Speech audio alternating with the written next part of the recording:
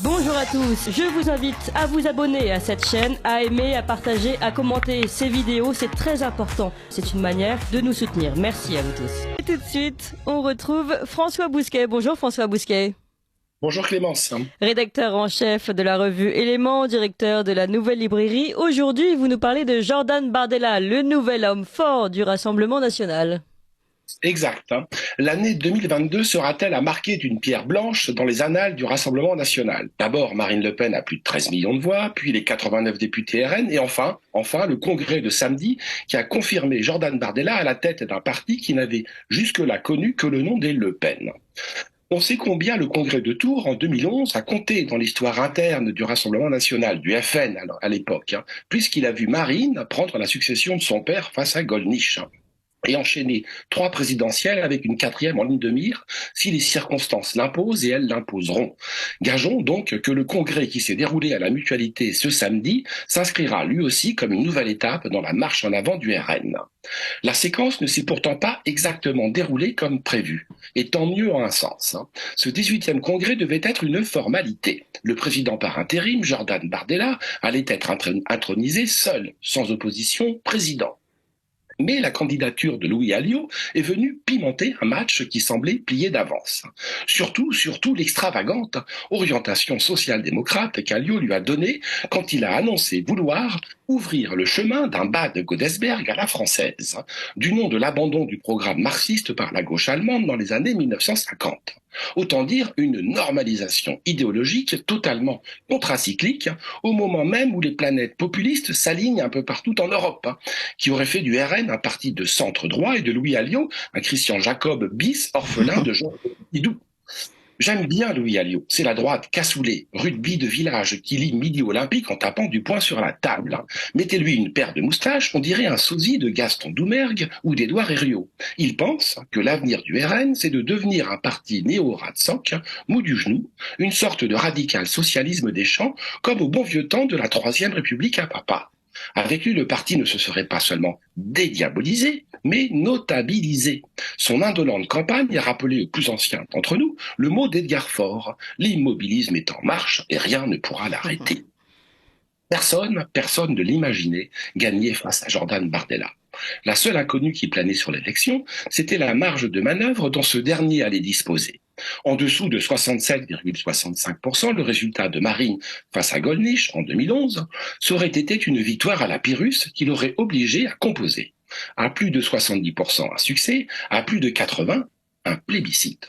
Au final, il a recueilli près de 85% des suffrages, un triomphe romain qui aurait dû éloigner les turbulences de la semaine parlementaire, littéralement pourrie par la NUPES, qui a fait tout un pataquès autour de l'anodin qu'il retourne en Afrique, lancé par le député RN de Gironde, Grégoire de Fournas, dans une classique surenchère d'indignation de la gauche morale où se sont mêlés les voix des LR et les députés macroniens.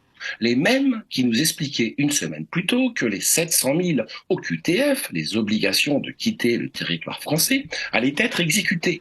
Mais de cornichons, si ces OQTF ne pénétraient pas le territoire, nul ne songerait à le leur faire quitter. Grégoire de Fournas n'a rien d'autre, pas de quoi l'exclure de l'Assemblée. Du reste, il ne l'a été qu'en raison du tumulte occasionné et non d'un quelconque propos raciste qu'on cherchera en vain. Or, le tumulte, c'est la NUPES qui l'a organisé dans la semaine, et Steve Briouat le week-end. Mal lui en pris, Marine l'a désavoué. Car c'était l'autre enjeu du Congrès, caché celui-là, la neutralisation par Jordan Bardella du clan d'Hénin-Beaumont, poisson pilote de la campagne d'Alliot avec à la manœuvre Steve Briouat, et surtout Bruno Bilde, Lisnogoud de service et député du Pas-de-Calais. Mais lui, à la différence du personnage de Goscinny, il ne cherche même pas à être calife à la place du calife. Ce qu'il veut, c'est qu'il n'y ait personne à la place du calife. Car rien ne vaut le siège vacant du pouvoir pour pouvoir tirer les ficelles dans l'ombre. Ainsi, les deux apparatchiks s'imaginaient-ils membres à vie du bureau exécutif du RN comme on l'était au temps des purges staliniennes, régentant les investitures et les procédures disciplinaires. Le moins nuisible des deux, c'est assurément le maire d'Hénin-Beaumont, Steve Briouat, le Fernandel du Nord, une gueule qui crève l'écran, l'homme qui a très largement contribué à redessiner le visage du RN en faisant de sa ville la vitrine du marinisme municipal. Malheureusement pour lui, il n'est rien, mais vraiment rien sans son comparse, lui en Laurel et Bilde en hardi rondouillard. Le premier dans le rôle de l'Auguste qui met les rieurs dans sa poche, le second dans celui du clown blanc et de l'intrigant qui passe des coups de fil aux journalistes dans le dos des collègues de bureau. Officiellement, Bruno Bilde est innocent. Officiellement, Bruno Bilde n'a jamais poussé personne dans l'escalier. Officiellement, Bruno Bilde n'existe pas. C'est un hologramme. On ne le voit jamais, on ne l'entend guère. Il est toujours caché derrière son bégaiement commode, derrière son écran de téléphone, derrière la commission d'investiture, derrière ses coups foireux, derrière Steve Briouat, comme dans Boule et Bill. Mais ici, Boule, c'est Bilde. C'est d'ailleurs Bilde qui a lancé le psychodrame samedi des amants et conduit en envoyant à la presse le communiqué surréaliste de Steve Briouat, qu'il a sûrement rédigé lui-même, s'alarmant d'une potentielle re-radicalisation du RN, avant que Briouat n'en remette une couche devant les caméras de BFM Télé contre les obsédés de l'identité. Bardella n'a pas cédé au chantage.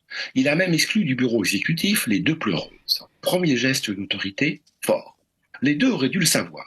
Si Bardella est obsédé par une chose, c'est par la consolidation de son parti qu'il veut préparer à l'exercice du pouvoir. Aucun conflit de loyauté en vue. Aussi étrange que cela soit, il appartient à la génération des millénials. Des milléniaux qui n'a connu que Marine Le Pen. Jean-Marie qui, lui, a pris sa carte au FN à 17 ans avant d'en gravir un à un les échelons jusqu'à prendre la tête de liste aux élections européennes de 2019, puis la vice-présidence du parti et désormais la présidence. Ascension fulgurante. Pour quelqu'un qui n'avait jusque-là connu que la cité Gabriel Péry à Saint-Denis, la Mecque du cannabis, où la caïra et la charia font la loi. Un enfant de la dalle, donc, qui a grandi entre les barres d'immeubles et les barrettes de shit, dans ce terminus des migrations qui est la Seine-Saint-Denis, tombeau des rois de France et cimetière des illusions républicaines. Il aurait pu devenir dealer, il est devenu français, lui le fils d'immigrés italiens. Miracle de l'assimilation. 85% des adhérents du RN ont porté à la tête de leur parti 75% de sang italien, ce qu'est Bardella. Les journalistes ne savent pas par quel bout le prendre. Ils en parlent comme s'il avait toujours 20 ans, le Mozart des éléments de langage. Mais à 27 ans, c'est lui qui les écrit, ces éléments de langage. Et de rabâcher la même rengaine, ce serait un homme pressé. Et alors, le temps ne presse-t-il pas? Ambitieux, mais ah bon, depuis quand l'ambition serait-elle un défaut? Froid? Mais pourquoi, diable, les journalistes voudraient-ils qu'on soit chaud bouillant avec eux, alors qu'ils passent leur temps à nous doucher froidement? Mais de toutes les accusations, ma préférée, c'est que ce serait un cyborg. Comme Erling Haaland, au fond. Vous ne connaissez pas Erling Haaland, fabuleux footballeur qui a déjà marqué 18 buts en 12 matchs de Première Ligue et c'est le plus beau ratio européen. Franchement, des cyborgs comme ça, j'achète. Si Bardella est le Erling Haaland de la politique, la France est première au classement FIFA des 10 prochaines années. Il faut se rendre à l'évidence. Si Marine l'a choisi, c'est qu'il est bon, très bon même. S'il avait fait l'ENA ou Normal Sup, les journalistes, jamais à court de flatterie, en parleraient comme d'un surdoué au joli tableau de chasse. Ne s'est-il pas payé ces derniers mois Gérald Darmanin, Olivier Véran, Gabriel Attal? Un parti que je choisis pour leader, un jeune homme de 27 ans, délivre une leçon de vitalité et une promesse d'avenir. Et au passage, le RN prouve qu'il n'est pas qu'une boutique à l'actionnariat familial, mais bel et bien un parti, pas comme les autres, puisque c'est celui des Kevin, dont Jordan Bardella vient de lever la malédiction. Merci beaucoup François Bousquet et je vous dis à la semaine prochaine. En attendant, soignez-vous bien, hein. On entend encore que vous avez un chat dans la gorge. Merci beaucoup. Un Covid, hein. Merci.